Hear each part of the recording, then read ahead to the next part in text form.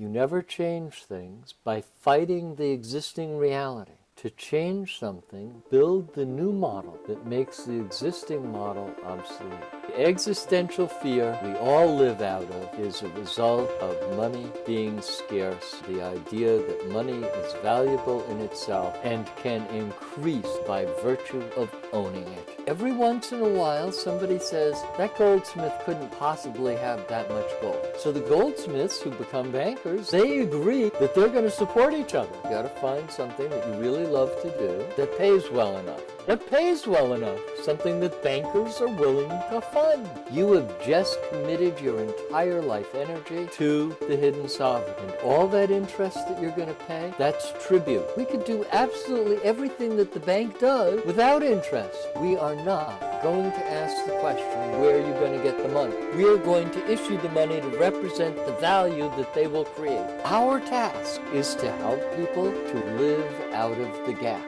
between the experience that your body and the culture is giving you and who you really are. And who you really are is going to win. My monetary IQ just jumped up about 20 points. Sit here riveted, listen to this episode, rewind it, listen to it again, because you are going to learn a lot.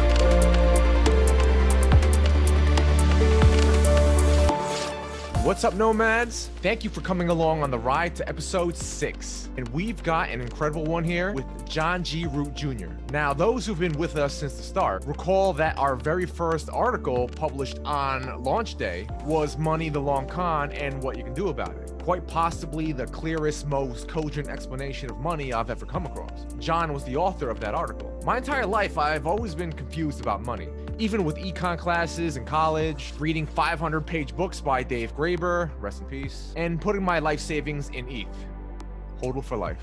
I still didn't quite get how money worked. That led me to having a shadow-infested relationship with it. I'm guessing I'm not the only one, right? John speaks on how money and not surplus agriculture is what created civilization. How goldsmiths went from holding gold to becoming an international banking cartel. How our entire society is built around the banking secret, and how we can right now start creating the better world we all know in our hearts is possible by issuing our own money. I started this Noetic Nomads thing to try to give the world what I think it needs, right? And what's awesome is how it's giving me what I need, like helping me grow, get better, smarter, wiser, and work in my shadow like I've had with money for so long. This is a must-watch, must-listen episode. You can do so on YouTube and podcasts, and don't miss out on the noeticnomads.org website, where we have event listings, articles, contests, and a community of like-minded rebels just like you. Follow me on Twitter at noeticnomads.org, and I'll catch you after the show. All right, welcome everyone to another episode of Noetic Nomads. My name is Albert Kim, caretaker of this oasis of news. And with me today is a man whose list of accomplishments I couldn't fully get through if I had all day. He's the president of Just Abundance, a charity dedicated to educating the public about how we, the people, can take back our sovereignty by understanding the true nature of money. He's a co-founder of Monetary Reform Group, credittothepeople.org, senior policy analyst for Common Good Finance, which brought to life Common Good, a mutual credit system with which communities fund what they, and not Wall Street speculators, find valuable. He's a delegate of the Massachusetts Republic, a radical reestablishment of true Republican government within the American pretense of one. The author of the very first article published on Noetic Nomads, the brilliant exposition, Money, the Long Con, and What You Can Do About It. His history is that of a champion of liberty, equality, and solidarity, and I'm honored to have him today as a guest on Noetic Nomads. Everyone, please help me in introducing someone bringing into being the better world we know in our hearts is possible.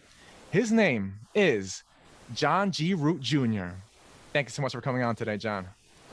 Wow, that was some introduction. Thank you very much. I mean, look, I could have went on all day. This whole conversation could have just me listing all your accomplishments, but I mean, yes. No. Yeah, just by. I actually spent my career working with people with disabilities, creating community with people with disabilities in the Cadmus Life Sharing Association. So, it's important to understand where I'm coming from. This better world idea, that has to do with having spent my career in an intentional community. So the motto of the Cadmus Life Sharing Association is everyone is perfect in their essential being, and everyone is handicapped in bringing that essence to expression, or that perfection to expression. So the experience that, the life experience that I've had that leads me to wanting to understand how, how we got into this mess, where we're headed towards the complete social control of the relatively hidden elites.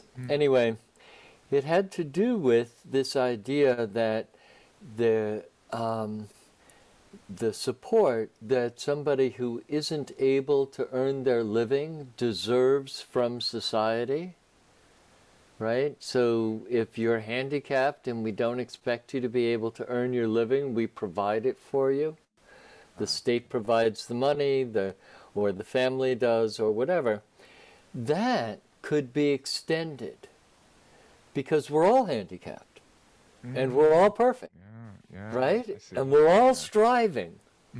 So let's just extend that idea. Let's give everyone what it is that they need in order to live. So let's give everybody a check at the beginning of the month so that they are at liberty to do whatever their damn, so that they're be free as you want, John. There's no prohibitions. So that they're free to do whatever they damn please. Yeah. Or, to quote the Declaration of Independence, to pursue happiness. And the only thing that everybody knows this from their own life experience, the only thing that is the genuine source of happiness is the ability to create conditions in which you can live out your life's purpose.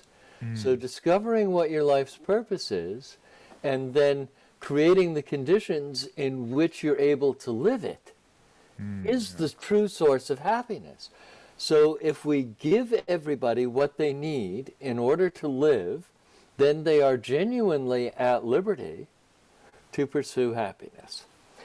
And that's the whole thing in a nutshell. And I didn't say anything about money except you get a check at the beginning of the month. So that's where, that's where I would like to go in the whole conversation. That we're really talking about human nature and how the existing monetary system distorts human nature. And so researching your work, I know that. Yes, you did have also you had the agricultural co-op, I believe, or the charity. Community-supported agriculture. Yes, and it led you to where you are today. And so I was wondering, reading up on your bio, that you were educated in New York City in the Waldorf School, and that your parents were teachers, and your father in particular was a history teacher, and he taught the unofficial history, and I found that very interesting. So could you please tell us more about your origin and your early educational experience and how that shaped your trajectory in life and in your career? Right. So when my wife and I were in difficulties, she said, I need to go to a therapist. Yeah. This is the wifely solution to male arrogance. Anyway, and so my therapist wanted me to find all the moments of trauma in my childhood, and I was very hard-pressed because I grew up in a family that was very, very committed to helping me and noticing what it was that I was actually interested in and wanted to do. So I was never being pushed in a certain direction. I had both my parents simply interested in understanding who I was, where I wanted to go, what was motivating me, right? So like when I was, just as an example, when I was about 13, maybe it was 14, and I started to be more independent, and I'd sometimes not come home for supper, or I was out late, or what have you. And my mother would worry. So I made a deal with my mother. And the deal was that I would always tell her everything that I was doing, and she would stop worrying. In other words, you are not allowed to get yourself into a state with worry about what's happened to John, right? If it's really bad, then you have to actually do something, right? Not just worry. Because the worry was the obstacle, right? And in exchange for you not worrying, having complete confidence that my destiny will take care of me, I will always know what to do, right? This is the faith in yourself, right? That experience that is so critical to recognize that you actually have real faith in yourself.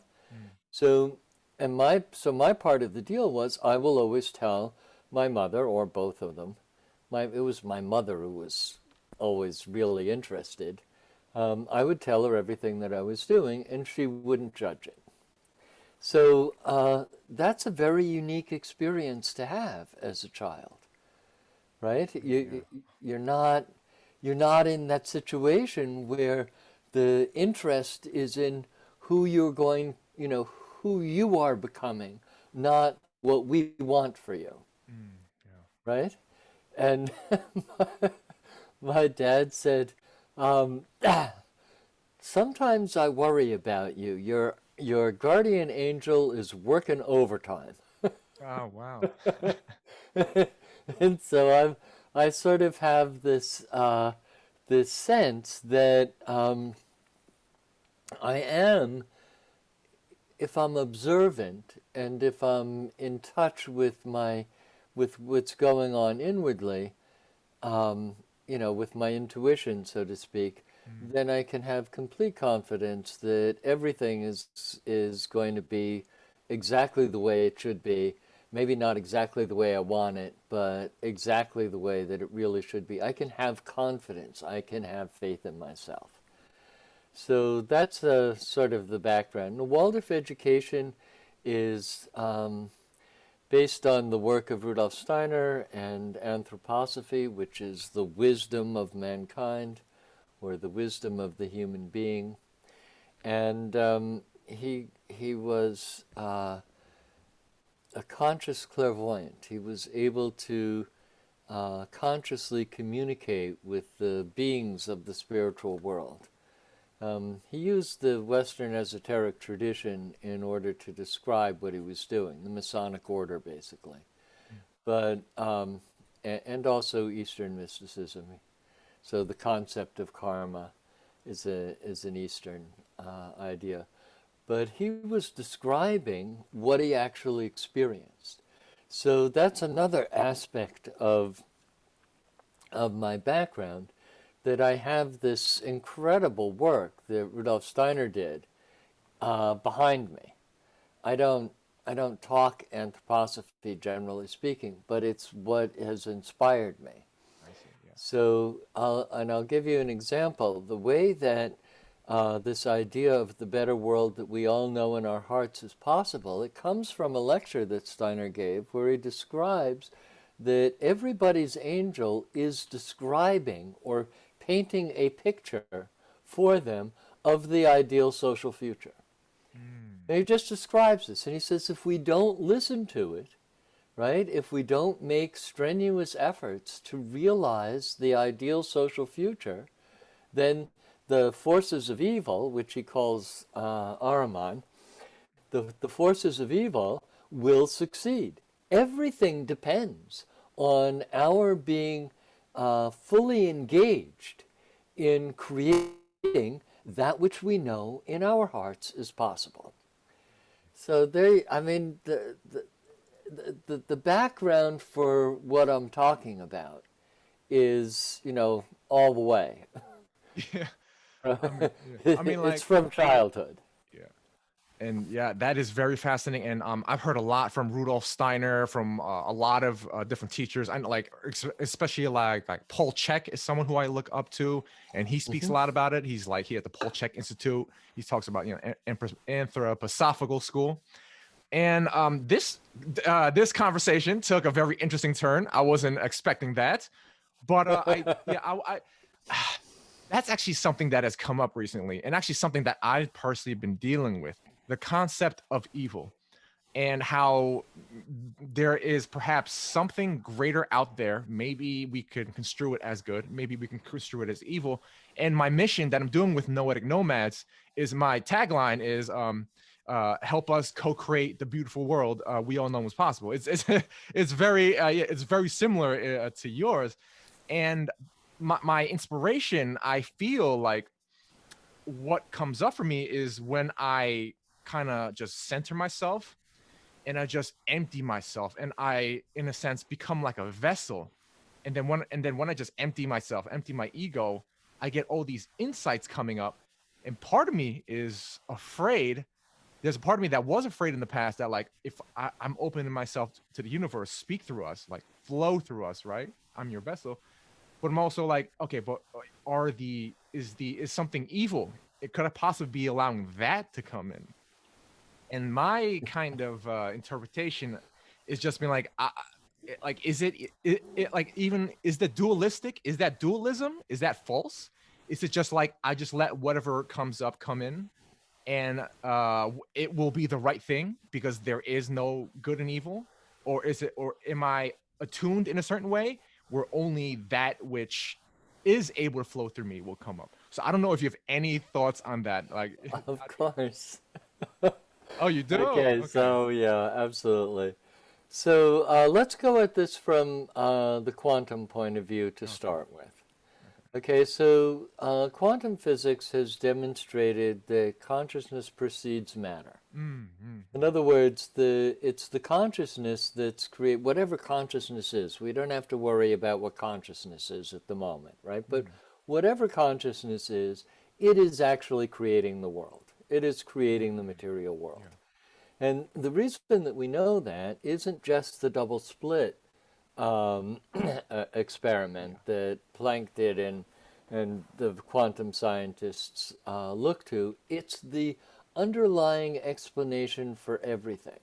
So the secret, how do you manifest, right? The power of positive thinking, the mind, all of that, right? So once you recognize that, the question is, what do I want to create? Right? Now, oh, you mean if I go in, if I really concentrate, if I marshal all my forces, I will be able to manifest what I want. Well, we know from experience that it's both true and it's not true. Right? And the way to understand that has to do with the fractal nature. I mean, I'm just one fractal. I contain the whole, right? Yeah. That's the idea of the fractal. I contain the whole, right? Yeah. But I'm still just a fractal. So that's why we talk about a critical mass. Because the critical mass can completely shift the whole paradigm. It can shift the whole, the hologram. Anyway, so what I'm getting at is the two competing forces in the thing are the compulsion or the freedom. So as long as I'm submitting to all of the forces that are working on me, what my parents think, what my wife thinks, what my cohort thinks, what my colleagues think, what the culture thinks, what they're yelling at me on NPR all the time, on National Public Radio or PBS or whatever or the news shows or CNN or Fox or what have you, right? That's all compulsion. And so the question is, am I going, to what extent, because it's a continuum, it's a spectrum, right? To what extent am I going to allow the compulsion to be what I manifest?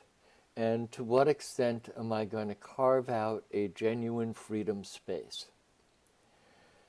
So the way that we carve out the freedom space is to recognize that there is a gap between the experiences that my body is giving me, I'm listening to NPR, right, and my interpretation, Okay.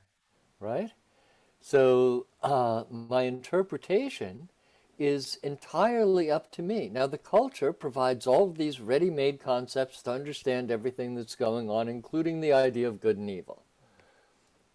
I mean, I'm just going to be slammed. I mean, to separate between the experience and the interpretation, that takes real will. That takes stop, look, listen, right? Stop, stop. Don't go with the immediate culturally provided interpretation. So, evil is all those people doing what they want, right? That's what evil is, that I'm allowing to influence me. Okay. That's what evil is. And good, freedom, is me out of myself, out of my perfection, right? Out of my eternal spirit, out of my relationship to spirit or to God or to the good or to my angel or whatever, right?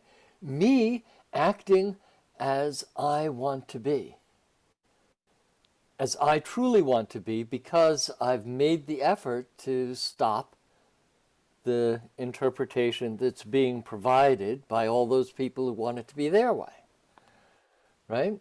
So that's the difference.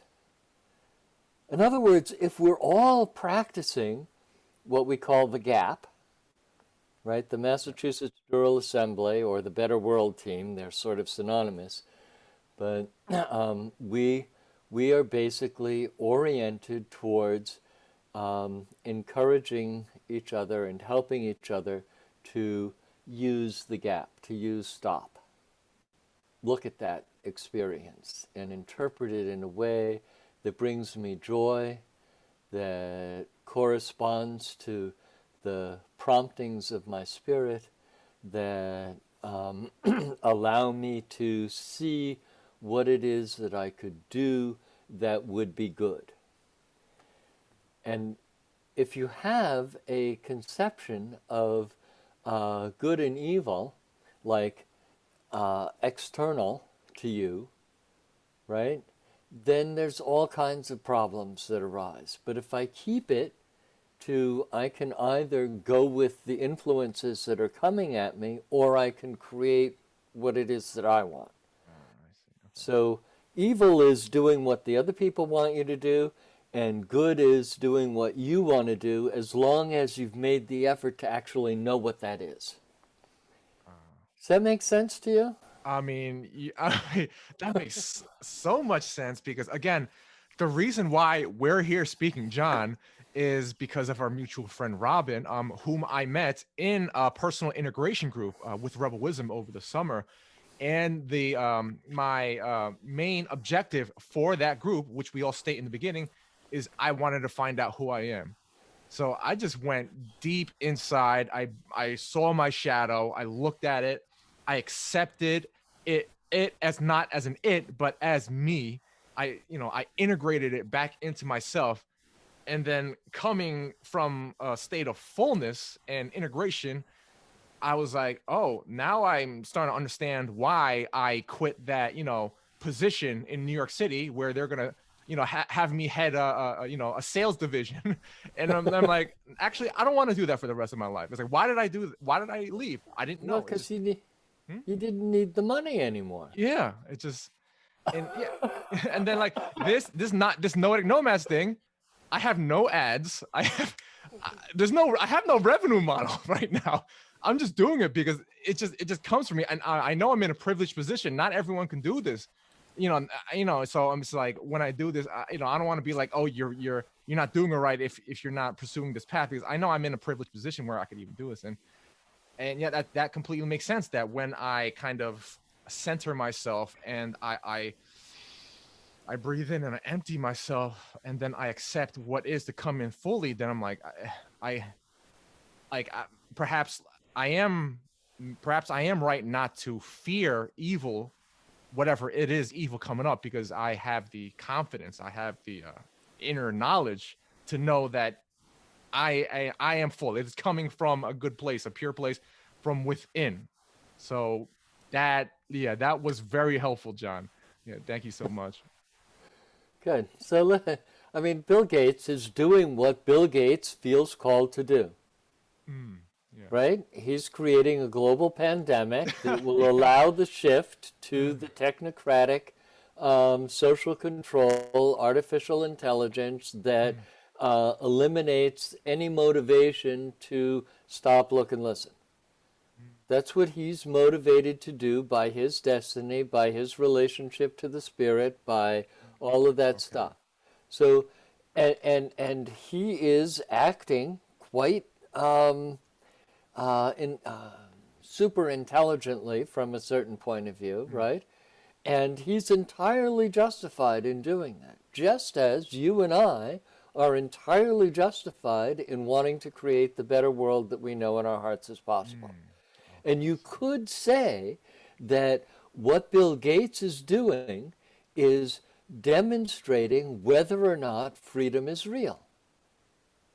Freedom is creating ourselves. So if he can create a world that we all just accept, freedom's not real. And he's totally justified. Right? So our task, your task as Noetic Nomads, and my task is to help people to appreciate and live out of the gap. Out of the gap between the experience that your body and the culture is giving you and who you really are. And who you really are is going to win. Yeah. Unless we sit back and watch TV and, don't do what we need to do. Yeah, definitely. And like what you just stated about us just being passive, that's a big thing which I'm trying to do with this project. Because like on the main page, like I'm doing the call to action. I'm like, post your events, start your own group, connect with radical thinkers and doers. Because what I see a lot is, like people are pacified. They've been domesticated. They're, just like they become puppy dogs. Like, ooh, give me a nice little treat and I'll do what you want. And even people like within this greater, sense-making community, like I get this feeling that a lot of times, like they're still like kind of transferring that same paradigm, like that game A paradigm, where it's just like there's this expert, there's this guru, they just sit back and they just listen. And I can understand that, for a while, I was in the same boat. Like I wasn't quite ready. I still had more integration to do. I still had to really find what I want to do. And that's, I mean, like, speaking of man of action, like John, like you heard my intro, like I didn't even get to 1% of what you do. So I mean, if there's someone who understands action, it's you. Yeah. So I'm trying to get some of that energy from you. Right. But basically where we're at the moment is trying to develop the kind of consciousness and relationships in the group that allow people to be more free. Yes. And because that's the essence of our humanity, of being human. So what I want to get to next is why all this is related to money in the monetary system. Yes. So the experience that we have and that you went through when you were deciding not to become the sales manager, that's one of those really important moments. In order to be financially secure in this system where it's required that you quote unquote earn your living, right? Yeah. In order to be secure, you better have a secure job that pays well, right? So let me become the sales manager. And then you go, but that's not who I am. Okay, do I have enough money in order to strike out and create Noetic Nomads? And how long will my savings and how long will my other connections that are feeding me some money from whatever source, right, last? And how long do I have till I have to monetize Noetic Nomads, right? And do the ad thing and what have you. So the entire system that we're living in is based on never having enough money in order to be who we really are. And that is a result of the culture going back to the dawn of civilization. It's really important to understand that this problem, which is a seesaw, goes all the way back to the dawn of civilization. It isn't surplus agriculture that creates civilization, as the popular culture tells us. It's the introduction of money. Why? Because it allows division of labor, which is what the entire culture is based on. As soon as you have money, right, then I can exchange this thing that I do for that thing that you do, right? And the unit of value allows me to assess the relative value of all the things that are available in the economy, that are available to me, right? So that I'm able to decide what to spend my money on so that I can create the life that I want. So the entire culture is designed to make you want the privileged position that you and I are in, right? And so the entire culture is controlled by what you can get money for. And the thing that people don't appreciate, and that is the foundation of the work that I do, and I wanted to give all that other stuff at the beginning so that you wouldn't think it's just about money. I'm sure you now know that it's not just about money. Yeah, we got way deeper. Yeah. Right, but you do want to know why it is that it's the monetary system that's creating it, and that the solution is understanding money and issuing it. Not for what they want, but for what we want. So let me describe this very briefly, okay? You go to the bank, and you got $500, you sold a bedroom set, you got $500 in cash. You got 5 $100 bills, because you don't know the person, and you didn't want to deal with the check, and they understand that, and it all happened through Craigslist or whatever, right? So you have $500. You go to the bank. You hand the $500 to the teller along with the deposit slip, which has your bank account number on it. And the teller takes the $500 and puts it in the cash drawer. Whose $500 is it now? Whose five $100 bills is it? Who does it belong to? Who does it belong to? It belongs, well, I guess the standard is it belongs to the bank now? Yeah, and it says on it, this note is legal tender for all debts, public and private. So you watch, it goes into the cash drawer. Now you know, just from knowing stuff, that from the cash drawer it'll go to the vault, and from the vault it'll be represented on the balance sheet of the bank as an asset. Right? The bank has $500 now. What did the bank put in your bank account? It puts... Here's the thing. I did my research. Was it? Wait, let me see if I get this right. Was it a promise of payments? Well, yeah, they put in your bank account that they owe you $500. Yeah. Right? So the five $100 bills goes on the balance sheet of the bank as an asset, and what they put in your bank account is the liability of the bank, what they owe you. Right?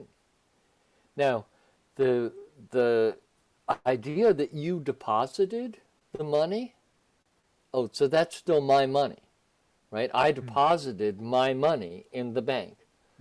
That's a deception. That's a conceptual deception. It goes back to the late Middle Ages, because you deposited gold with the goldsmith. Yes, I did. I deposited gold with the goldsmith. And he gave me a receipt for the deposit. That's my gold that the goldsmith is safekeeping for me, and I'm going to pay a little bit of money in order for him to safekeep it for me. Right? Now, if I want to transfer the ownership of the gold that the goldsmith is safekeeping for me, I could sign the receipt over to someone else. I see. And now they would own the gold, and they could go to the goldsmith and take out the gold. I think that's way more convenient than having to go get the gold and hand it to the guy if I could just sign over the receipt. Yeah, I can see why people think that. Yeah. Does that sound like a check?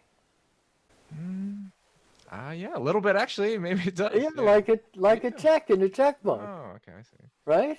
Yeah. I have a checkbook and I instruct the bank to transfer the ownership of what I think I deposited in the bank to somebody else. Okay. So if you're looking at this from the point of view of the goldsmith, right? The goldsmith finds that hardly anybody ever comes for the gold.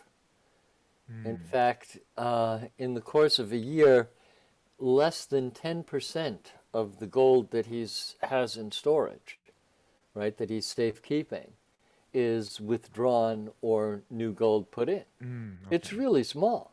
Yeah. Compared to the... So if somebody needs money, he can offer them a receipt for gold. Confident that if somebody does come, he'll have plenty of gold to redeem the receipt with.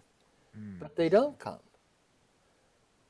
So after a while, he's lent to people at interest receipts for gold that is as much as all the gold that he has on deposit, so to speak, right? On deposit, where the word is legitimate.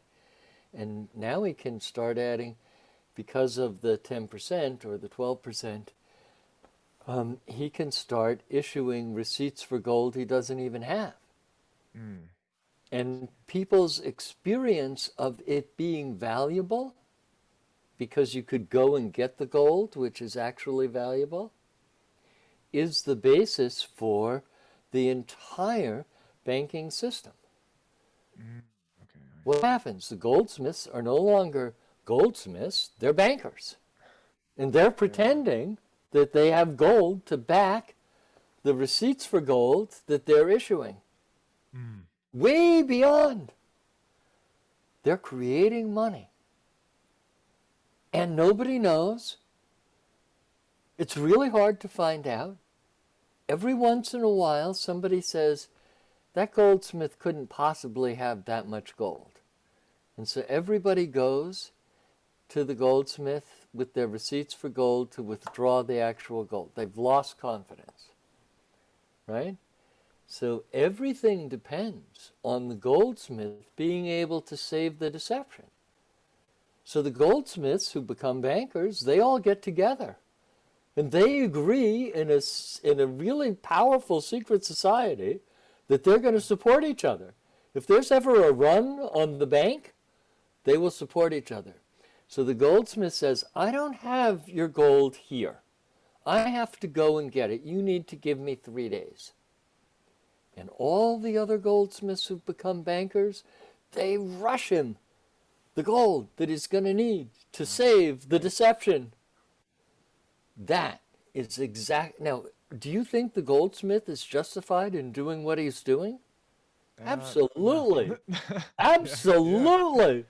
If you are so stupid as to not see what I'm doing, you deserve it.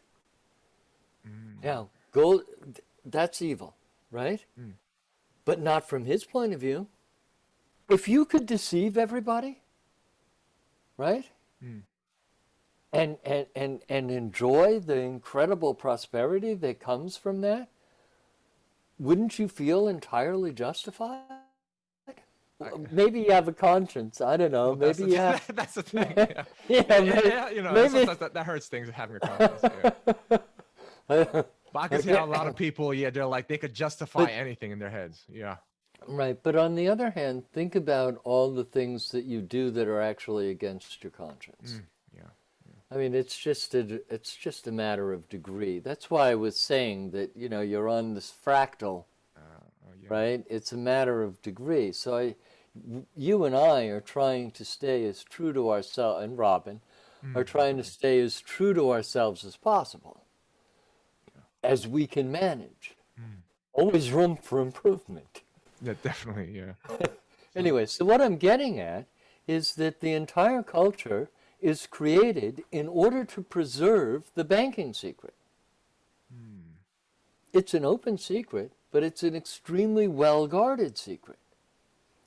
So let's make it really clear how incredibly powerful it is.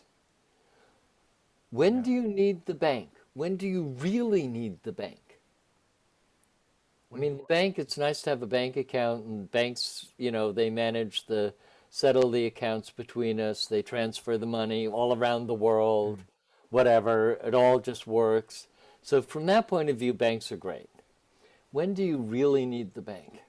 When do we really need the bank? As you stated, so the transfer between the different organizations is they could provide they could be like an intermediary, be more efficient in that way. When are you anxious about going to the bank? When am I anxious? When I don't. When you want to buy a house. Oh, okay. So I want to take out a loan. Is it? Okay. That's what I really need. Okay. Hey, nobody in my family has enough money to give me to buy the house. Okay. They just don't. Yeah. Not true in my case, but. Yeah, because I was already thinking from like the kind of new economic paradigm where like we could because like we could have either like crowdfunding now or like you said public banks or other kind of new institutions. But yeah, traditionally, getting a loan. And still true to this day. I mean, you go to the bank to borrow money. Where does the bank get the money that they're going to lend you? Do you know? Well, I could give my kind of remedial answer, I guess. It would be they make it out of thin air. Would that be accurate in any sense? Okay, so money is never issued out of thin air.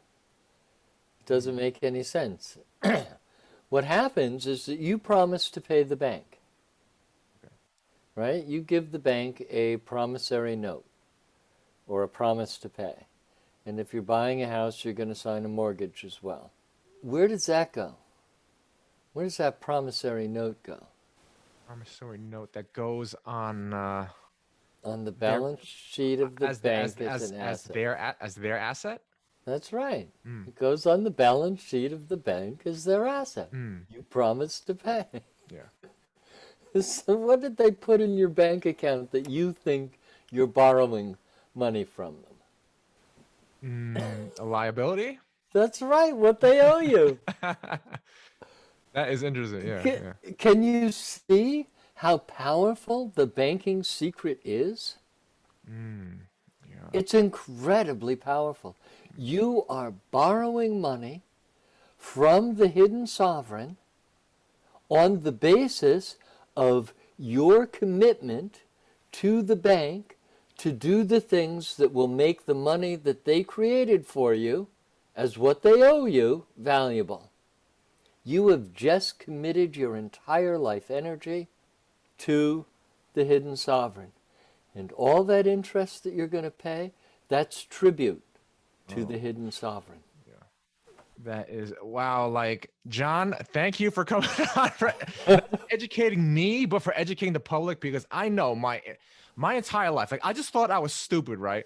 Like, my intuition about money and like what it's supposed to represent, like I was never sure. To this day, right to this moment, it's still like, you know, because it's just this paradigm that we live in, it's just so all consuming that it's just like what we find valuable and how we, like how we produce value, how we create value. It's just been completely distorted. And for example, I got a business and engineering degree in university, and in macroeconomics 101, like they would teach us stuff like, oh, economics started with like barter and stuff, even though if you look back historically, that's not at all the case. And they said, like, for example, they talked about the Federal Reserve, and my professor's like, oh, it's a good thing that the Fed is a private institution so that its decisions remain independent from political interference. And I remember hearing that, and I was like, no, that does not sound right. So again, like what you're saying, like this is really important because as you stated in the article, Money, the Long Con, and What You Could Do About It, like no real change is possible without monetary reform. So I'm just wondering, like, what you think about, like, how is it that it's been distorted? How have these forces completely kind of miseducated us on this topic?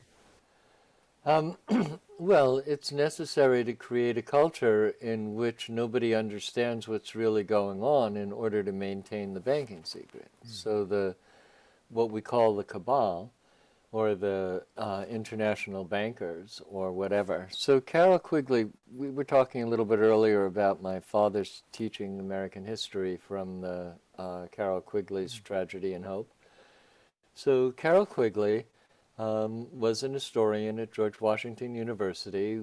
People know about Carroll Quigley because Bill Clinton, right? Bill Clinton said that Carroll Quigley was his mentor and that he learned a lot about how the world really works. Well, that's absolutely true because the world really works by what we've been talking about.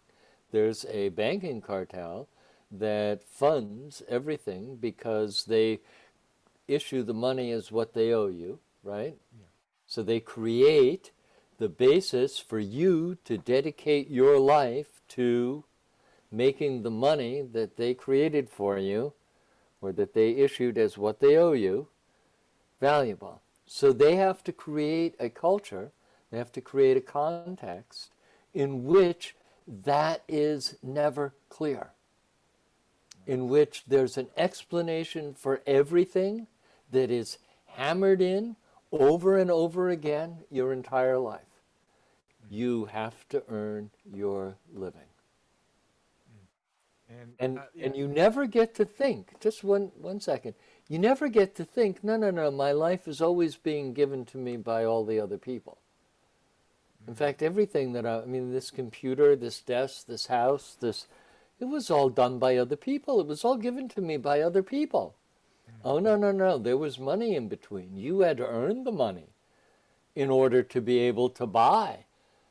Oh, so it really is the money that's creating this whole situation. It's the money that creates. If I just look at what's happened, this is Jane Jacobs. She's an economist. She died recently, a few years ago. She dedicated her life to looking at how economies develop without looking at the money.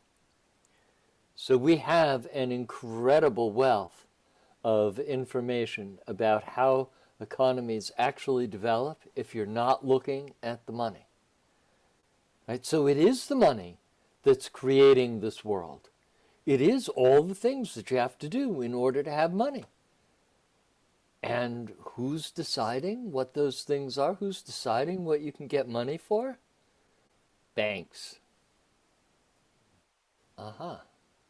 Yeah, the existential fear that we all live out of is a result of money being scarce and the idea that money is valuable in itself and can increase by virtue of owning it. Those are the fundamentally false ideas that create this entire culture. You have to control education, you have to totally control the government, you have to completely control or pretty completely control education. You have to manage Hollywood, you have to manage the media, you have to, and it just goes on and on and on. And you can go through the history and see where they accomplished each one of these things. Yeah, and Yeah, I mean, you were talking about how like the existing monetary system, like to go on what you just said, like it treats money as valuable in itself rather than representing what's actually valuable, which are goods and services, and how money earning interest and investing for return, like just more on that, and how money should be a tool to make trade easy and efficient. And something that I found very interesting in what you stated that people are naturally egoistic in their consumption, but they're actually naturally altruistic in their production. And again, like to go on what you said, the idea of having to work for a living distorts this by turning production into an egoistic activity. So can you go into further like what you meant by this and the implications this has for society at large? So I'm so glad that was a major point. I'm so glad you appreciated that.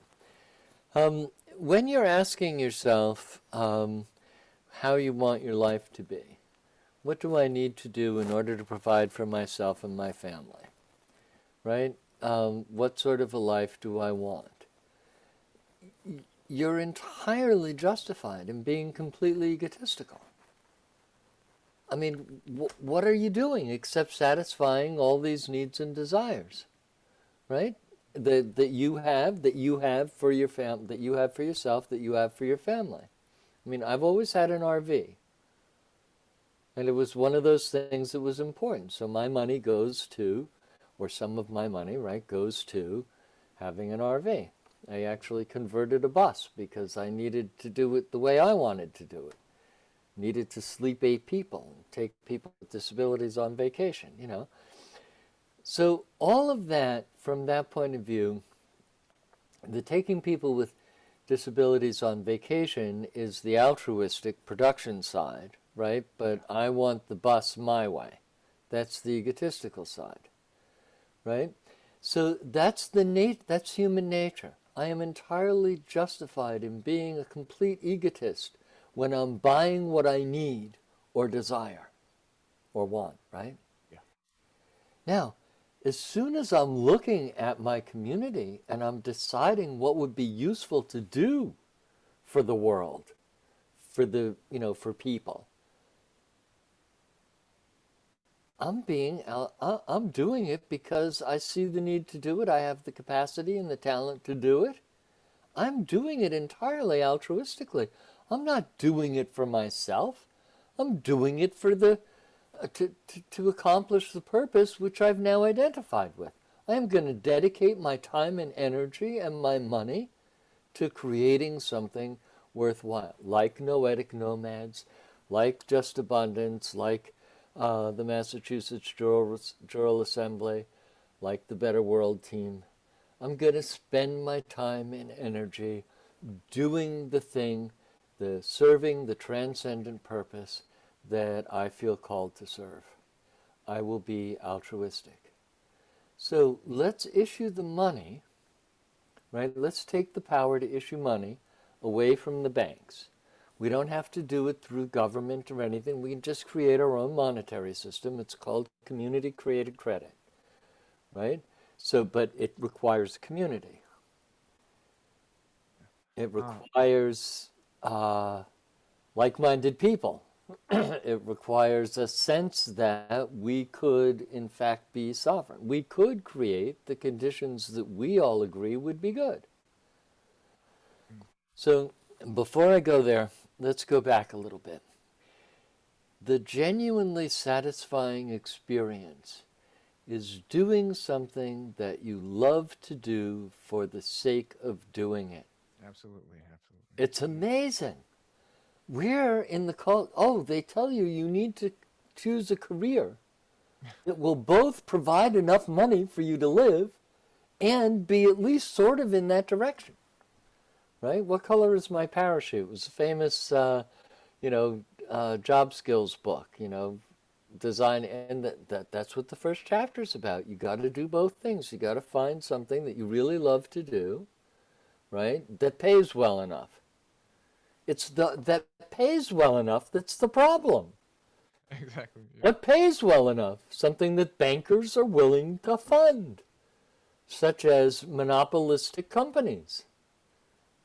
What's the best thing for banks to invest in? companies that are creating monopolies or duopolies. I mean, you have to have Microsoft and Apple. I mean, really, otherwise the illusion goes away. We have this illusion that they're competing with each other. I mean, yeah, I mean, that was one thing I wanted to get to. We're definitely gonna get into your work with all your different organizations, Just for Abundance and Sociocracy and Common Good. But actually, going on that, I'm very interested that you brought up like the tech companies. For example, I was reading up on how you're talking about how like the trillions of dollars are transferred from the Pentagon into Black Ops. Okay, now we're getting into some interesting territory here. And then you have people are being inundated with like psyops apps, such as Google, Amazon, and Facebook. And like, this is very interesting, especially with the Social Network. I mean, the Social Dilemma documentary that just came out on Netflix, and how like this is just completely hijacking our attention and how we act and what we believe. And so I just wanted to go further into like what you meant by Google, Amazon, Facebook. Like, are they being propped up? Are they intentionally being being created as anti-social networks? And like, how could we create a more pro-social network? It's very interesting to remember how long Amazon wasn't profitable. Oh, yeah, definitely. And it's very interesting to remember how long Facebook wasn't profitable. And although Google has been somewhat profitable since the very beginning, it has always been able to fund all of its acquisitions. And anybody comes along with an innovation in the social technology, and one of those companies buys it. Right? So Google buys YouTube. I mean, really. Where do you get the money to do that? Is it retained earnings? No, it's somebody approving your strategy. So what deal did the young Bill Gates make with IBM in order to be able to produce their operating system when he was merely tweaking DOS, disk operating system, open source, and copywriting it? What did he have to do in order to get IBM to endorse his Microsoft operating system? Give them a back door. Who's controlling IBM? Who was the original initial buyer of the computers? The Defense Department and banks. So what do they want? They want access to the data. So in order to be in good with the creators of the money, which is the banking system, you have to agree to do something that will be good for the banks. Google, backdoor to all that information, right? Facebook, backdoor. Apple, backdoor. Microsoft, backdoor. If you look at the history of Apple, they were completely stuck until until Steve Jobs finally agreed. Steve Jobs agrees to the back door, and boom, Apple takes off. And then they drop Motorola and they go with Intel. Oh, Intel, okay. Right, so they go with the Intel chip. Makes it easier. So that's the complete explanation for why so you need somebody who's completely ruthless like Bill Gates. And you need somebody who's sufficiently ambitious like Steve Jobs, or you need somebody who's completely naive like the guys who started Google, or you need can't remember their names, Larry Page, yeah. Larry Page. Sergey Brin, yeah. Yeah, I mean, they're really, they were genuine idealists. They had this brilliant idea for how to do a search engine. And there you get this wonderfully clean interface, not like it used to be with Yahoo or whatever, right? There's this beautiful clean interface. I'm immediately sold. I switch to Google as soon as I see that. Oh my God, I'm not being bombarded, right? So And of course, then they're not able to maintain the company. So they create a board and, they go corporate and public and somebody else is running it. The same thing with Jeff Bezos. They pick somebody who has the unattached to morality, He's Lex Luthor, independent yeah. of, with the intellectual capacity and the energy. And they say, okay, I like your idea of becoming the online retailer, and we'll fund you until you're so dominant that you're a monopoly, and of course you'll be profitable. And you don't need to find all the detail. I mean, I've seen an awful lot of the detail about how all of this actually happens, but you don't need it to understand it. It's all in what can you get money for? And that's big, especially like these tech companies are flying with this pandemic happening. I mean, Amazon, now everyone's ordering Amazon Prime. They don't want to go out. They can't go out. So they just open up warehouses, shipping everything. And it goes very much with what I saw the past few years. I saw the same pattern, like this whole Russiagate thing. And like, I kind of saw it as like Congress, like the deep state or whatnot, just bringing these big tech companies being like, oh, these Russians, they hacked it, they mess with you. They mess with our democracy, right? For example, like Zach De La Rocca from Rage Against the Machine. He has a quote, whoever tells you that you're free, they're your enemy, right? It's just like, no, like they're like, and they're like, they bring in like Zuckerberg, they're bringing in these tech CEOs, like they're shaming you. Oh, you're so bad. You did this. You allowed our democracy to get compromised. So what? We want even more access. We want to impose more regulations. We want to be integrated with you even more. And it's so funny because now it's like Trump and he's like, let's ban all these Chinese tech companies because they're going to allow back doors and that's evil. And, it's like Russia, they're interfering in elections around the world. They're evil. And just like what they're doing the same thing we've been doing forever. And now we're just complaining, they're just turning everything back on us. And now, like they're just complaining, they're, sour grapes. And then now we're in this mess right now. So the next piece of this is what can we do about it? Exactly. That's what and so there are two things that you can do about it. One is you can understand that how the monetary system works is really the problem. And that because that's really important.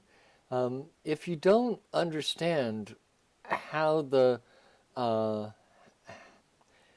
how it's the way in which the money is issued and the understanding of money that creates the problem. So I'll give you an example so that you can appreciate what I'm talking about. If you can save up enough money, right, so that the interest or the dividend or the capital appreciation of the money will be enough to support you, you can get out of the rat race. Yeah. Right? So what you need to do is not spend all the money that you earn. You need to put enough away, at least so that you can have a retirement, or even better, so that you can get to early retirement. And even better, so that it will provide enough money so that you can, I don't know, tour the world, do whatever you want to do. So there's an element of us that finds that really appealing. Yeah, I can spend a good deal of time earning enough money and socking it away that I will never have to earn money again. There's an element of us that finds that really appealing. Yeah, I can spend a good deal of time earning enough money and socking it away so that I will never have to earn money again. What does that mean? It means that you are accumulating the power to make people who don't have money work for you. Yes. Right? You can compel them. And if I borrow money from the bank in order to put myself in business so that I'll be able to create enough wealth and earn enough money so that I won't ever have to work again, right?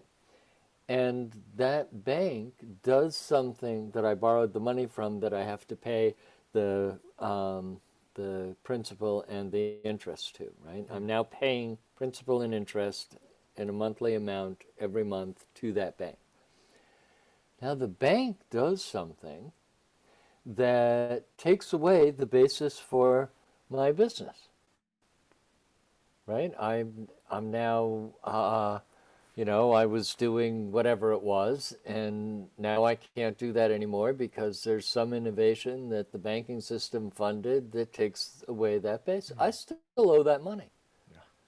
I still owe principal and interest. Yeah. And I am now going to do, even though it was the bank that caused me not to be able to continue with my plan, I'm still going to have to do stuff so that I can pay back that mortgage. Or I'm going to go bankrupt, which Joe Biden was the champion of the legislation that made really impossible to, or made it really much more difficult to go bankrupt. And you can't get out of your student loans. Yeah. Anyway, what I'm getting at is that it's the fact that the interest is due and payable regardless. Yes. That creates the reality. It's now necessary for you to do something that you really don't want to do in order to have the money to maintain your credit score. Right? And if your credit score drops too low, well, now you're really handicapped. You can't even buy a house. You can't even, it's even hard to rent. So everything is controlled by that. Is there any justification at all for money making money by owning the money? Is there any justification for that at all? Can you see a circumstance in which it would be reasonable for the money to increase by virtue of owning it? Right. Yeah. But the money needs to represent the value, and the value increases. Oh, you mean we would have to issue more money to represent the increase in value? Yeah, we would have to issue more money to represent the increase in value. Not assign it to whoever owns it. Not pay that increase to whoever owns it, right? We would need, in order to make the whole thing work properly so that the money is properly representing the value, right? That's what money does. Money represents the value of the things that are actually valuable. It's a ledger in an account at the bank. It's not anything. It exists by law. Oh, you mean money isn't a function in the economy? No, of course not. It's what the sovereign establishes in order to represent the value of all the things that we do for each other. Yeah, that was this is one of the big things, like researching your work. And look, and I loved researching you because I was just education bombs. Like, of course, like as I mentioned, like your article was the first one I published on Noetic Nomads because I was talking with Robin. I was looking up Robin's work, and on 10 Syllables website, I was like, oh my God, this article, it's so clear, it's so cogent. I never heard anyone talk about money like this. It happened to be you, John. and then Robin reached out like, hey, maybe you could ask John to be on. I was like, and I'm so grateful that you're on and that you're blessing us with this information. And just speaking about interest, this is crazy because you stated that interest could make up to between 25 and 50% of the price that we're paying. And basically this whole monetary system is designed is that those who pay more interest, which is 98% of us, we're just handing that over to those who receive more interest than they pay. So, and then now this is where I want to segue into what exactly can we do about it? And reading your essay, The Butterfly Society, which I think is a beautiful metaphor. You spoke about mutual credit in Sociocracy and how it could be a new model to move from this ravenous caterpillar system into a butterfly system. So like it would be wonderful if you could just maybe explain this metaphor and what it represents. So once you understand that the money only ever represents the value, is the stand-in for the thing, for the value of the things that are actually valuable, then you let go of wanting the money. What you want is the good or the service.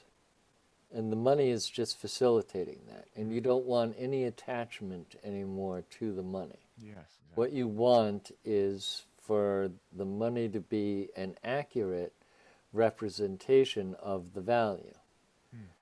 So now we're looking at the economy and society as a whole from a very different point of view.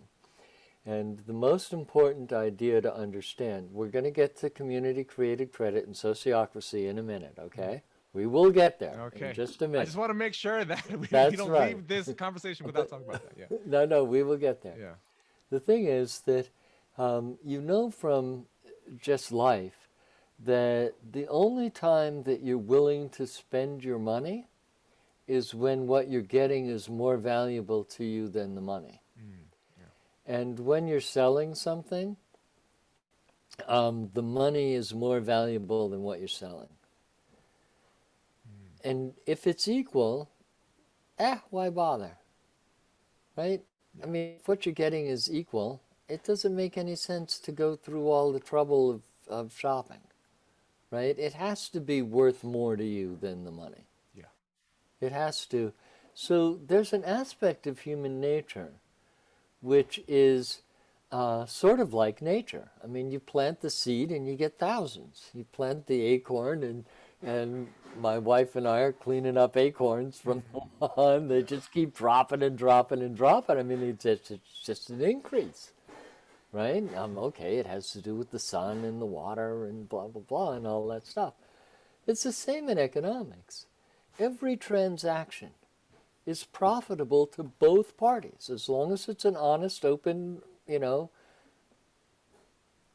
genuine transaction, exchange. Human nature is constantly producing a surplus. Constantly. Every transaction benefited both parties. How would you capture the increase in value? You would have to issue money to represent it, wouldn't you? Oh, so where is it going?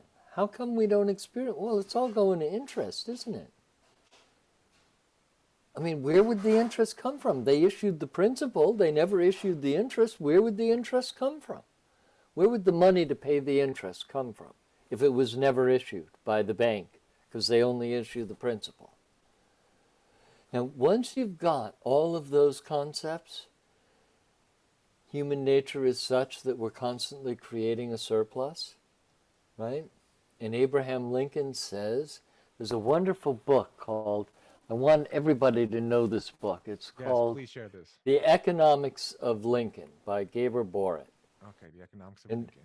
Right, and Lincoln points out that the purpose of government, this is how we get there, right? The purpose of government is to create the conditions in which the people can enjoy rising standards of living. A government of, by, and for the people. If we understand money, and that the money only ever represents the actual value of the things that are actually valuable, then there is no reason why we couldn't get together, if we understand that, and issue money to represent the value of the things that we agree we value. Okay, so yes, it's a big deal. You have to have a community of people who understand money. And you have to have a community of people who want to cooperate with, that's like every company. But we can't do that. Nobody understands money, so it'll never work. How will you ever get a community of people? That's the whole point. We need to inspire each other. We need to have the feeling that we are able to manifest that world, that better world that we know in our hearts is possible. Okay, so let's get together in order to create the better world that we all know in our hearts is possible. And when we get together, we will ask ourselves, is it a good idea? Okay, it's a good idea. Yeah, I mean, I would love to have one of those. You know, that would be great. Oh, yeah, sure. I'm willing. Yeah, that would be a good idea. Okay, are there people who want to do it? Oh, yeah, look, that's how we heard about it. These are the people who are wanting to do it. Are they capable of doing it? I mean, we're not wasting our money, right? Are they capable of doing it? Yes, everything that they need in order to have the skill set to do it is available. And they could get the education so that they really are able to do it. Okay, last question. Is it a good use of the natural or the built resources? Okay, so they want to tear down that building and build this one. Is that a good use of the built resources? Is it a good use of the natural resources? Well, they want to do it in a totally environmentally sustainable way. Okay, it's a good idea. There are people who want to do it, who are motivated to do it. They are capable of doing it, and it's a good use of the resources. We are not going to ask the question, where are you going to get the money? We are going to issue the money to represent the value that they will create. Why? Because we understood what money is, what credit is. Now, if they succeed, and everybody wants one, wow, we're going to have to issue an awful lot of money to represent all that value that created. Yeah. Oh my God, we better send everybody a check at the beginning of the month, a dividend, right? A real dividend. Who does it go to? It goes to human nature. It goes to everybody. It doesn't go to the owner of the money. We created the money in order to do that thing that we really wanted, that we thought was a good idea, that people wanted to do, that they were capable of doing, that was a good use of the resources. It benefits everyone. Oh, we could create the society to benefit everyone if we understood money. Okay. It fails. Nobody wants it. Hey, there's too much money in the economy. We put too much money in. We put more money in than is representing real value. We'll have to take some out. Okay, everybody, you're getting taxed. Everybody. Not, or everybody in the community that's doing it, right? I mean, you know, so that's the essence of it. Oh, well, how would we ever agree that this is a good idea, right? That whole thing. How would we ever agree?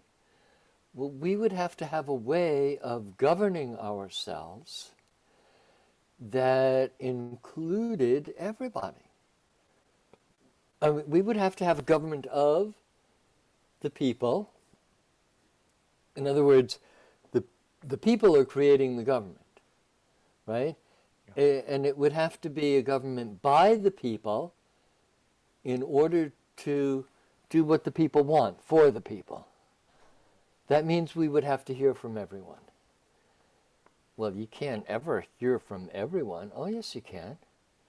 You need to create what Jefferson called the ward republic. If we were to create the government on the basis of what people who could get together in their neighborhood or ward, so let's say that there's 100 people in your ward, right? 10 of them might be willing to meet on a regular basis in order to help us all govern ourselves, right? And everybody has a right to join that circle, right, to govern ourselves. You don't have to. You could. You have the right to. That would be one of the things that we'd establish. And now we're going to create a neighborhood of wards, and a town of wards, and a city of wards, and a county of wards, and a state of wards, and a nation of wards. I see. Fractal nature, as we were talking about. We're going to select someone from our members in the ward to represent us in the neighborhood of wards, who will select someone to represent them in the town of wards, who will elect somebody to represent them in the county of wards, who will elect someone to represent them in the state of wards, who will elect someone to represent them in the nation of wards. And everything, in order to be affected, put into effect, has to go through, has to be approved by the wards. It has to come, wherever it originates. If it originates at the national level, it has to be approved by all the wards. How exactly we do that, you know, that depends on using a system that would really work, like sociocracy or dynamic governance. And if it originates in our ward, well, it just affects our ward.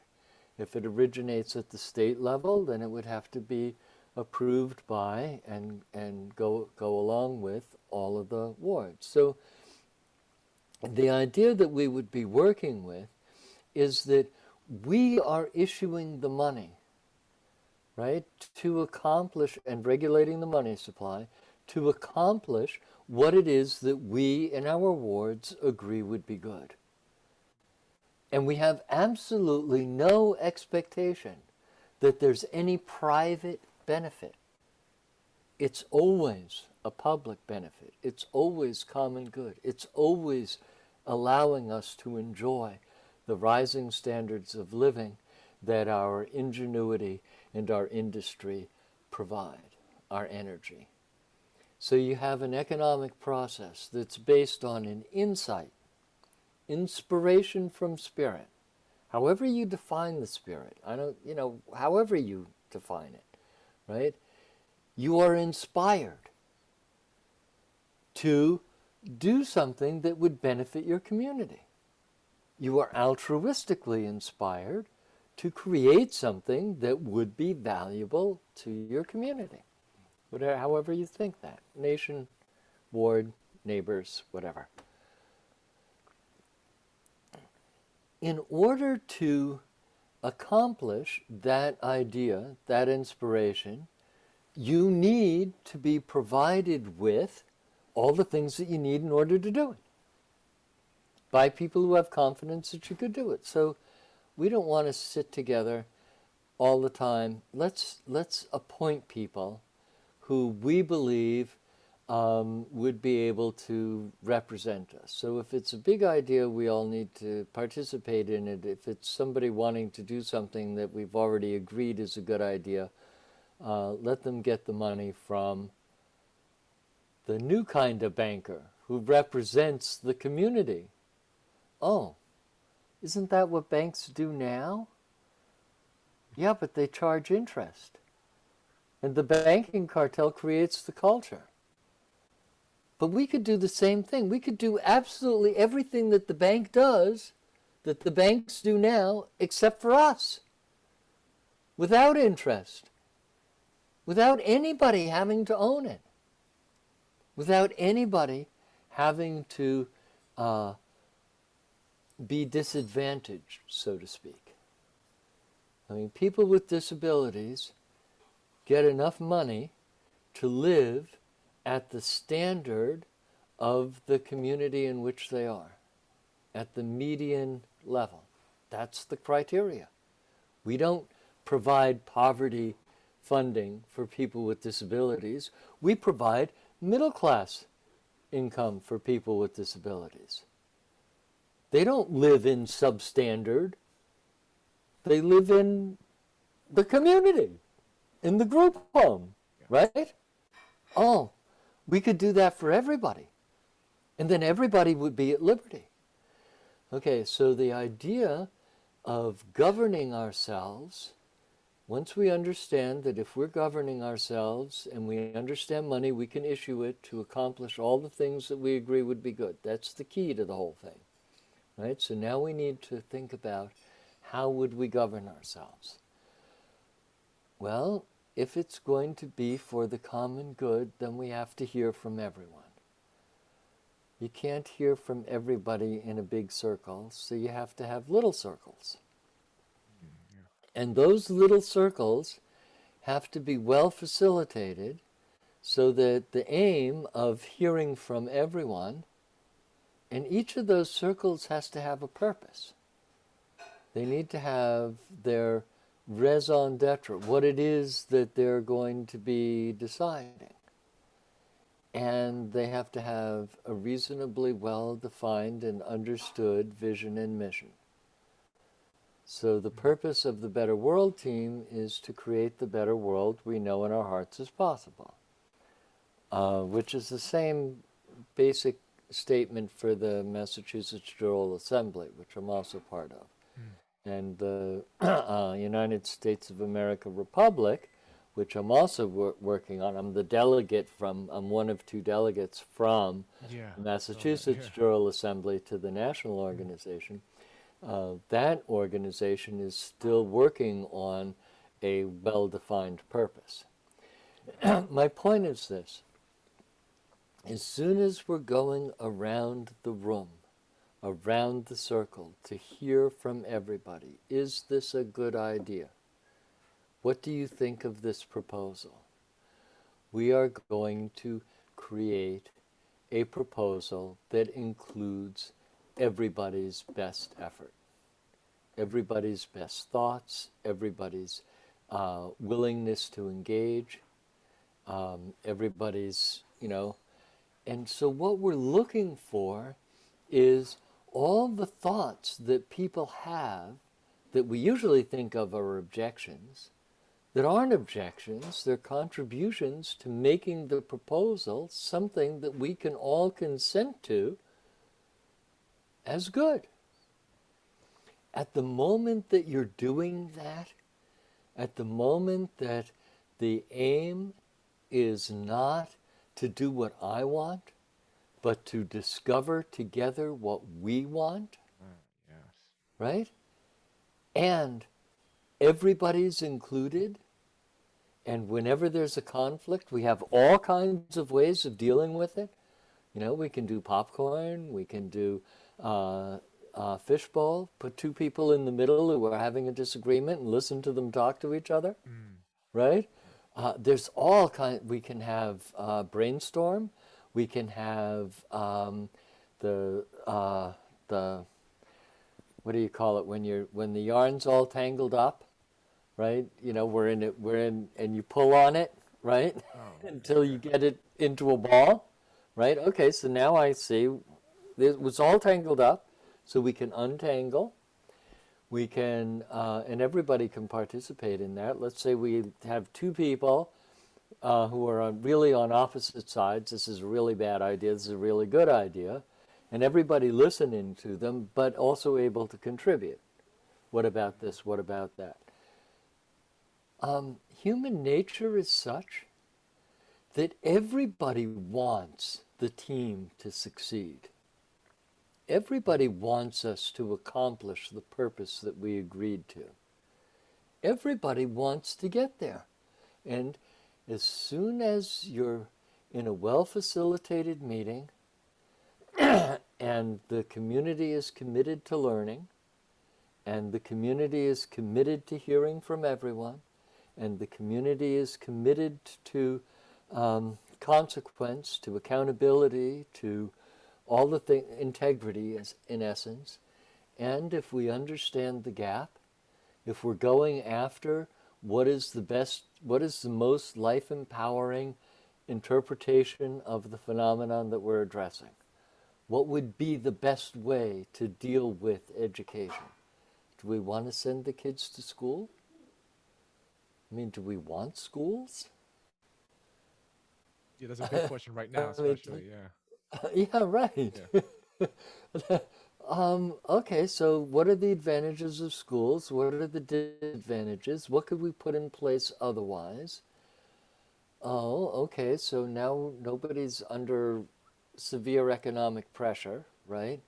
So everybody could dedicate a certain number of hours a week to educating kids by including them in what they're doing. Oh, you mean, and we could fund that? Oh my God. Hey, we could create the better world. Why? Because we're listening to everyone. We're dedicated to accomplishing our purpose. We have all the social techniques that we need in order to do that, in order to hear from everyone, in order to help Let's say that we agree that we're always only going to use a rational argument to represent our point of view. And somebody in the group says, I don't like it. And we ask them why. I just don't like it. Now the entire group is going to help that person to bring the I don't like it into a rational argument. Why don't you like it? And we'll concentrate on helping that person find out why it is that they don't like it so they can express it in a reasoned argument. If they express it in a reasoned argument, we can have a conversation about it. If we're in a consensus-based, Quaker-type situation and somebody says, I don't like it, that's the end of it. Now, the commitment is to the rational argument. The commitment is to the engagement. The commitment is to the purpose. What is the purpose of our group? Let's say that the purpose of the group that has come together is choose who are going to be our bankers. Who are going to be the people in our ward that you go to when you want the community to issue, when you want money to be issued on behalf of the community, right? So what are we looking for? And we're going around the circle and we're asking each person, well, what do you think we're looking? What are the qualities that we need, right? And the last thing you want is the idealist who's going to approve of everything, right? Yeah. You want the skeptic who's going to make sure that person knows absolutely what they need to do in order to make the money we're creating valuable. But they need to be compassionate. They need to have really good people skills. You don't want the schizoid to not be able to create the world-changing invention because the banker that he went to didn't have the people skills. Oh, we should make sure that everybody can choose the banker that they want to go to. This is all Steiner, by the way. I mean, If there's any Steiner resources, please shout them out so the audience could get to this. Yeah. The main idea that we're working with from the anthroposophical perspective is what's called the threefold social order, or trifold. So there are three ideals that are always experienced genuinely by everybody. And one is freedom, one is equality, and one is brotherhood or cooperation. So we all want to be free. The equality piece or the justice piece is really important, and we all want to be part of a community. So you could say that being free to pursue justice in a community is what we all want. So when is it important to be free? It's important to be free when you're working on the idea, when you're working on your inspiration. Anything that has to do with the culture, anything that has to do with philosophy or music or the arts or religion or science, right? So culture is actually made up of the truth, science, right? What's true? Beauty, art, and morality or goodness. So you have truth, beauty, and goodness.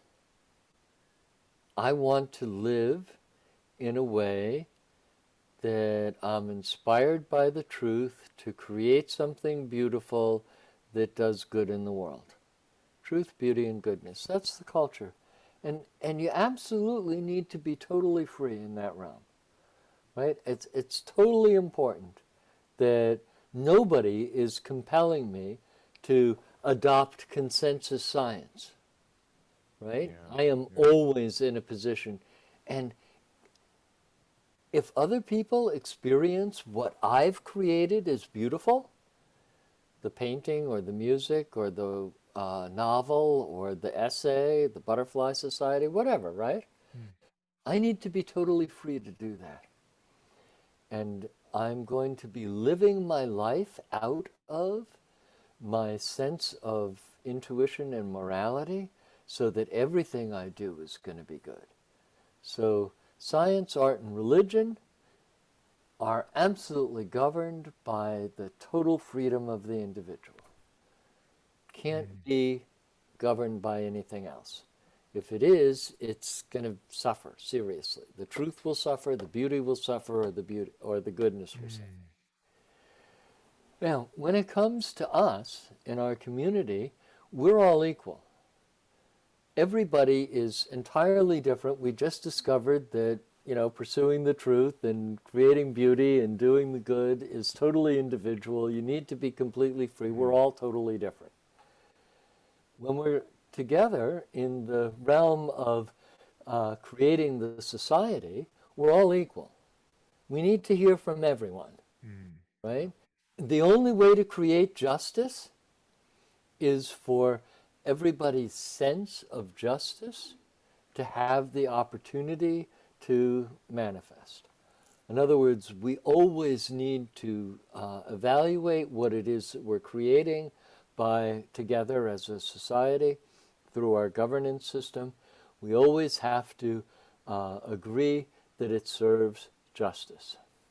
So everybody has a very, very similar sense of justice, and everybody's solution for the injustice is a little bit different. That's because of, so the equality has to do with the sense of justice, and the difference has to do with the solution. So governance is all about the equality of the people before the quote-unquote law. But there only needs to be one law: do no harm. Right? If I say do good, now there's lots of controversy. Do no harm? Was there harm? Yep. Very easy to see that there was harm. Yeah. Very easy. Okay, so it's do no harm. So we have the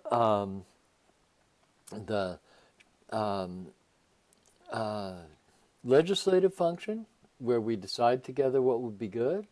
We have the executive function, which is carrying it out.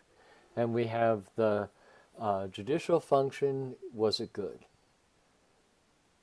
Right? If it wasn't good, if it caused harm, then we go to the judicial. Right? And we can do restorative justice, we can do nonviolent communication, we can do all the things, all the social technologies that have come up in order to help us resolve conflicts, deal with the things that create harm. We can eliminate all of the externalization of costs onto the environment or onto society. We could completely eliminate part-time work that doesn't have benefits, et cetera, et cetera. We could, or all the sins of agriculture against the environment, et cetera, et cetera. As soon as we have the sense that we're going to, that the only law is the law of do no harm, or the law of love, and we have this possibility of administering justice by hearing from everyone. Now, the executive function, carrying out what we agreed would be good, that can be done by everybody in total freedom, right? The judicial can be us, the jury of your peers. We don't need lawyers, we don't need judges. We need the people who've experienced, who've been involved in the harm, right? And if we hear from everyone, we're not concerned about an election. We're not concerned about all these other influences that are going. No, it's us, right? We're deciding. So that's the legislative function. And then the last piece is that in order to create all the things that we need in order to live, everything in the existing system is organized so that everybody's cooperating.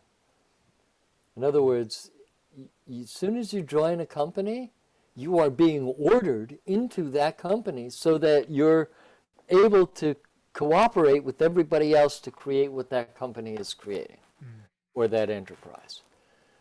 Okay, so there's production in the economy. There's the production that comes from the inspiration. So that's the science, art, or religion, right? That's inspiring the individual.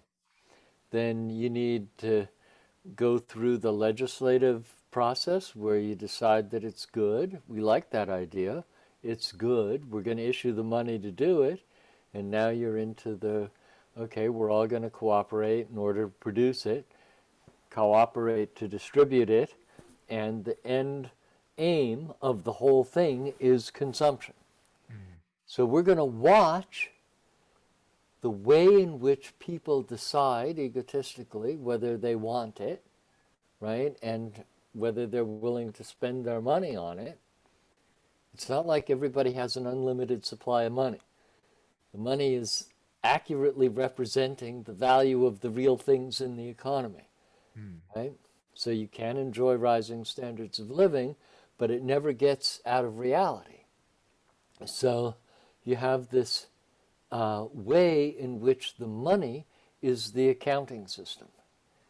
It's the way that we keep track of demand. Is there a demand by the evidence that people are willing to spend their money on it, right? So you have freedom in culture, you have equality and justice in governance, and you have cooperation in the economy. If we're all cooperating in order to create what we all agree would be good, then we get the better world that we all know in our hearts is possible. Yeah. Wow. Okay, one last thing. Yeah. One last Go thing ahead. that's really important. Everything that I'm talking about depends on promoting the idea that the only realm in which we are truly free is in choosing how to interpret our experiences. We have an experience, and if we use the ready-made concepts from the culture, we perpetuate it. If we stop and say what would be a better concept, a better idea, a better interpretation that would bring me joy, we create. That's the key to the whole thing. The last thing that makes that really important, you can only change the past. If you go through all the experiences that led you to where you are now and change your interpretation, the entire future changes. So the future is totally determined by where we are right now, which is a result of our understanding of the past. Change our understanding of the past, right? So that our understanding of the past is life-empowering, is bringing us joy, is exciting. And the result is the better world we all know in our hearts is possible. That was incredible, John. I'm just sitting here riveted. I mean, man, it's just, you integrated everything, because, you know, a lot of times, you know, especially, you know, in this kind of siloed, you know, academic environment, people are like, oh, this is economics, this is sociology, this is politics, and you brought everything together into just one coherent framework. I mean, people, listen to this episode, rewind it, listen to it again, because you are going to learn a lot. I mean, we went over how this is a big takeaway I got from this, was that sociocracy like this system, it governs by consent, not consensus. It asks, do you object, rather than do you agree? Like, we're trying to listen to all these different viewpoints. We're really, and if someone disagrees, we want to know. We don't want to just be like, oh, majoritarian rules, sorry. No, we want to know what it is, and we want to, and this lifts everyone up by listening to all of these different viewpoints. And again, I mean, we the people, as John stated, we're happiest when we have that transcendental purpose, the autonomy and mastery, and alternative socioeconomic models like John proposes with the mutual credit sociocracy, common good. These can help us go there. And I just want to end off, John, by asking, okay, so what, like, I know you've worked in so many projects. I went through the laundry list. I can't possibly list all of them because you're probably working on 10,000 other things, right? So I was wondering, what other, like, where do you see the trajectory going? What other projects do you see that you feel have like value and are exciting? Like perhaps like blockchain, hollow chain, cryptocurrency, and other models that you feel could be of value. Okay, so nothing that's automatic or controlled by artificial intelligence is a good idea. The whole idea of the new paradigm or creating the better world has to do with everything passing through our healthy human judgment. Okay, So the entire culture is designed to isolate us in our houses in front of our TVs and never have the opportunity to get together with other people and create what it is that we actually want. So the reason that I concentrate on the money is that it's at the moment when you grasp how the money has created this culture that you want to do it differently. But that has to be a result of a conscious decision, right? So we can use the blockchain as long as we're not mining, right? Yeah. We could issue the money and use the blockchain instead of banks to keep track of everything, right? But you would still need the function of the bank to evaluate the value for the community, right? I mean, if I want to borrow the money for a house, am I going to, is it going to be proportionate to what I'm able to contribute to society, right? It's not like we ever get away from that aspect of the existing system. It always has to be connected to reality. But it won't be creating reality. We'll be creating reality because we can issue the money to represent the value that we can create. Right? That's why we're talking about money. It always has to go through healthy human judgment. So having the money maintain its value is it's a science. It can be learned. And in a future interview, perhaps, we could do just sociocracy. And we could do just community-created credit and what a better world bank would do.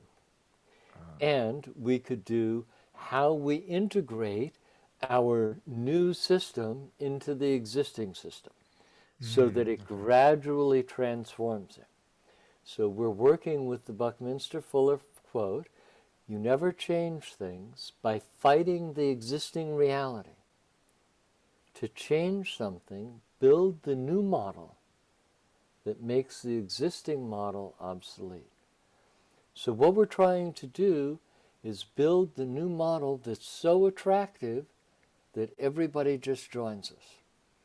And that is a sociocratically governed community which understands money so that they can issue it to accomplish what they agree would be good.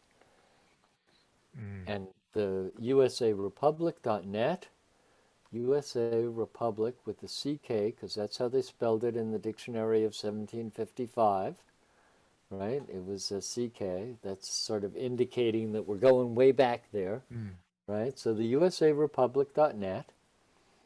and the Massachusetts Republic without the K, because in Massachusetts we don't like the K. It means KKK, or it means Hitler, or it means what have you, right? So we don't use it. MassachusettsRepublic.org, commongood.earth, sociocracyforall.org, and justabundance.org, and there's all kinds of other things that I've been involved in and continue to keep my finger in. Monetary.org, that's the American Monetary Institute. Publicbankinginstitute.org, that's public banking. Currency.org. So there's the whole mutual credit thing, there's the whole business-to-business barter thing. All of these things are examples of the existing technology that we can take advantage of to create the better world. And that's from my point of view, the key to the whole thing is we are, by our very nature, capable of creating together the better world that we all know in our hearts is possible. That is what we're about. That's what all the initiatives that I'm involved in are about.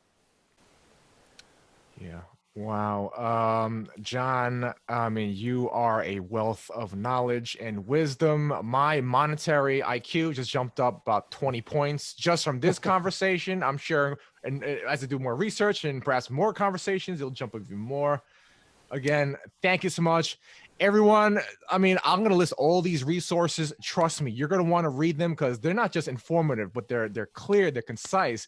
They're very accessible. I mean, you could, I'm sure you could give this to just about anybody and they'll be able to get some value out of it. So again, thank you so much, John. And thank you so much, Noetic Nomads. Okay, John, if you wanted to say any parting words before we go, or... Yeah, thank you very much. It's so exciting to talk to somebody who's not only appreciative, but who's getting it, right? And who's generating. So as soon as you're able to generate, in other words, you're able to say and experience what I've been talking about yourself, then we're home free. That's the moment of the shift, and I experience you doing that, and I'm very grateful. Oh my God, thank you so much. I'm taking that baton, and I'm gonna do my best in the last leg of the relay. So again, thank you so much, everyone, and that's it for another episode of Noetic Nomads. Peace out and step up because the world needs you. Okay, bye. Oh, I like that. Oh my God. Okay, I'm gonna end right here.